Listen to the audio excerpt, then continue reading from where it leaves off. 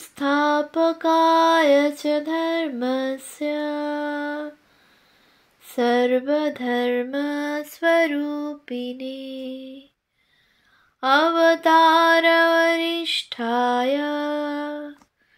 रामकृष्णाय ते नमः। শ্রী শ্রী রামকৃষ্ণ কথামৃত দ্বিতীয় খণ্ড। তব কথামৃতং তপ্ত জীবনং কবিভিড়িরিতং কলমশাপহম শ্রবণমঙ্গলং শ্রীমদাততং ভুবি গৃণন্তি ये ভুরিদা জনা। শ্রীমদ্ভাগবত গোপীগীতা, পৃষ্ঠা সংখ্যা 767। বসু বলরাম মন্দিরে, গিরিশ মন্দিরে ও দেবেন্দ্র ভবনে ভক্ত সঙ্গে শ্রীরামকৃষ্ণ। প্রথম পরিচ্ছেদ। শ্রীরামকৃষ্ণের বলরামের গৃহে আগমন ও তাহার সহিত নরেন্দ্র, গিরিশ, বলরাম, চুনিলাল, লাটু, মাস্টার, নারায়ণ প্রভৃতি ভক্তের কথোপকথন ও আনন্দ। ফাল্গুন কৃষ্ণা দশমী তিথি, পূর্বাষাঢ়া নক্ষত্র, 29 ফাল্গুন বুধবার, ইংরেজি 11 মার্চ 1885।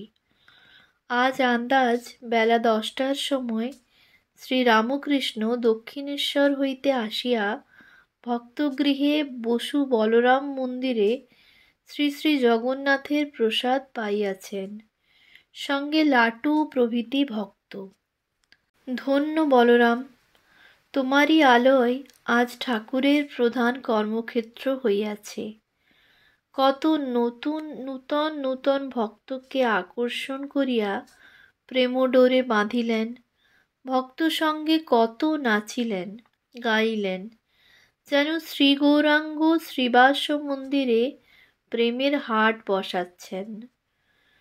দক্ষিণেশ্বরের কালীবাটিতে বসে বসে কাঁদেন, নিজের অন্তরঙ্গ দেখিবেন বলে ব্যাকুল।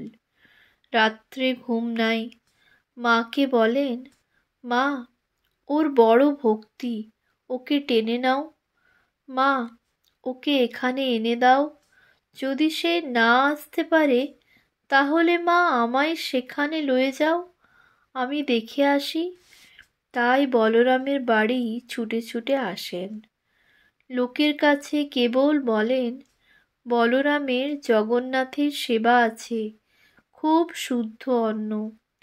যখন আসেন অমনি নিমন্ত্রণ করিতে বলরামকে পাঠান। বলেন, যাও নরেন্দ্রকে, ভবনাথকে, রাখালকে নিমন্ত্রণ করে এসো। এদের খাওয়ালে নারায়ণকে খাওয়ানো হয়।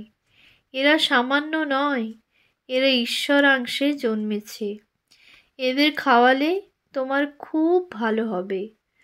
বলরামের আলোয়েই শ্রীযুক্ত গিরিশ ঘোষের সঙ্গে প্রথম বসে আলাপ। এইখানেই রথের সময় কীর্তন আনন্দ। এইখানেই কতবার প্রেমের দরবারে আনন্দের মেলা হইয়াছে। পশ্যতি তব পন্থানম। ছোট নরেন মাস্টার নিকটে একটি বিদ্যালয়ে পড়ান। শুনিয়াছেন আজ 10টার সময় শ্রীরামকৃষ্ণ বলরামের বাটিতে আসিবেন। মাঝে অধ্যাপনার কিঞ্চিত অবসর পাইয়া বেলা 2 প্রহরের সময় ওইখানে আসিয়া উপস্থিত। আসিয়া দর্শন ও প্রণাম করিলেন। ঠাকুর আহারান্তে বৈঠকখানায় একটু বিশ্রাম করিতেছেন। মাঝে মাঝে থলি থেকে কিছু মশলা বা কাবাব চিনি খাচ্ছেন। অল্প বয়স্ক ভক্তেরা চারিদিকে ঘেরিয়া বসিয়া আছেন। শ্রীরামকৃষ্ণ সস্নেহে, তুমি যে এখন এলে, স্কুল নাই? মাস্টার, স্কুল থেকে আসছি, এখন সেখানে বিশেষ কাজ নাই। ভক্ত, না মহাশয়, উনি স্কুল পালিয়ে এসেছেন। সকলের হাস্য। মাস্টার স্বগত, হায়, কে যেন টেনে আনলে। ঠাকুর যেন একটু চিন্তিত হইলেন।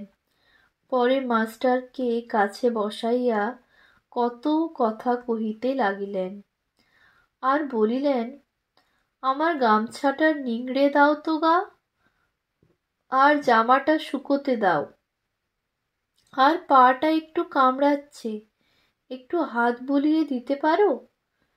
মাস্টার সেবা করিতে জানেন না, তাই ঠাকুর সেবা শিখাইতেছেন। মাস্টার শশব্যস্ত হইয়া একে একে ওই কাজগুলি করিতেছেন। তিনি পায়ে হাত বুলাইতেছেন। শ্রীরামকৃষ্ণ কথার ছলে কত উপদেশ দিতে লাগিলেন। শ্রীরামকৃষ্ণ ও ঐশ্বর্য ত্যাগের পরাকাষ্ঠা, ঠিক সন্ন্যাসী।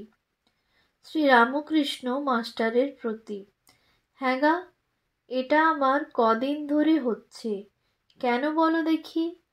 ধাতুর কোনো জিনিসে হাত দেবার জো নাই। একবার একটা বাটিতে হাত দিছিলুম, তা হাতে শিঙি মাছের কাঁটা ফোটার মতো হলো, ঝনঝন কনকন করতে লাগলো। গাড়ু না ছুলে নয়, তাই মনে করলুম গামছাখানা ঢাকা দিয়ে দেখি তুলতে পারি কি না। যাই হাত দিয়েছি, অমনি হাতটা ঝনঝন কনকন করতে লাগলো, খুব বেদনা। শেষে মাকে প্রার্থনা করলুম, মা, আর অমন কর্ম করব না, মা, এবার মাপ করো। হ্যাঁ গা, ছোট নরেন যাওয়া আসা করছে, বাড়িতে কিছু বলবে? খুব শুদ্ধ, মেয়ে সঙ্গ কখনো হয় নাই। মাস্টার, আর খোলটা বড়। শ্রীরামকৃষ্ণ, হাঁ, আবার বলে যে ঈশ্বরীয় কথা একবার শুনলে আমার মনে থাকে। বলে ছেলেবেলায় আমি কাঁদতুম ঈশ্বর দেখা দিচ্ছেন না বলে। মাস্টারের সঙ্গে ছোট নরেন সম্বন্ধে এইরূপ অনেক কথা হইল। এমন সময় উপস্থিত ভক্তদের মধ্যে একজন বলিয়া উঠিলেন, মাস্টার মহাশয়, আপনি স্কুলে যাবেন না? শ্রীরামকৃষ্ণ, কটা বেজেছে? একজন ভক্ত, 1টা বাজতে 10 মিনিট। শ্রীরামকৃষ্ণ মাস্টারের প্রতি, তুমি এসো, তোমার দেরি হচ্ছে, একে কাজ ফেলে এসেছ। লাটুর প্রতি, রাখাল কোথায়? লাটু, চলে গেছে বাড়ি। শ্রীরামকৃষ্ণ, আমার সঙ্গে দেখা না করে? ওম শান্তি শান্তি শান্তি। হরি ওম তৎসৎ। শ্রীরামকৃষ্ণার্পণমস্তু।